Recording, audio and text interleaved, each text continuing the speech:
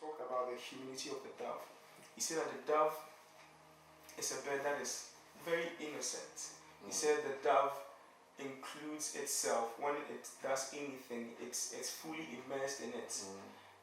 But then that we are not supposed to be naive just because we want to be humble. How can a Christian be humble and not naive? Because sometimes the two seem to be perceived as going together.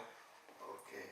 The definition of humility is one's ability to control one's passion, strength, and everything else. That's what makes you humble. When you can control yourself and bring yourself down, then you're humble. Because we all have pride, we all have courage, whatever it is. But the humble person is the one, is not a doormat. The humble person is not the docile person.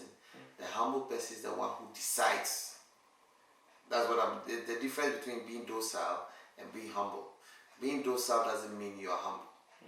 You understand what I'm saying? Being phlegmatic or being perceived weak and all that doesn't mean you're humble. Humble person is somebody who is strong and yet takes a decision to bring themselves down. That is the type of humility we are talking about. You see, the dove is not a weak bird. But the dove takes certain decisions for itself to become what it is. That's why Jesus didn't use the vulture or even the eagle. But he says that be humble as doves, because the dove has something to teach us.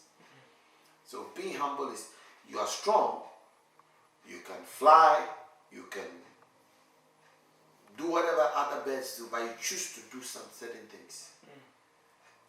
Do you understand? You choose to bring yourself low. The Bible says in 1 Peter 5, humble yourself under the mighty hand of God, and He will lift you up. You take you see, every knee will bow. The humble person says that I'm going to bow my knee. The proud person will go in the pride, and God will have to bring them down for their knee to touch the ground. So humility is when you decide, I'm going to bow the knee, rather than circumstances make me bow. So it's not being docile. So Christians are supposed to have the great wisdom that everybody else should have, but then a great measure of self-control and deciding to restrict their passions and the pride and the ego in situations. Yes. That's what makes you humble. Like I always say, you don't know who is humble until they are rich or have power. Then now you'll be able to differentiate between somebody who's humble and somebody who is not humble, who is docile. Because when you are poor, you look humble. But if you see somebody who has money, has power, has wealth, and decides to be submissive, then you have a humble person. Like you have a powerful politician or powerful millionaire, billionaire hoovering in church or ushering. You understand? Doing something that you would think is menial in the name of God. Then now you have a humble person there. Am I making sense? Yeah. So that is what humility is. It's not being docile.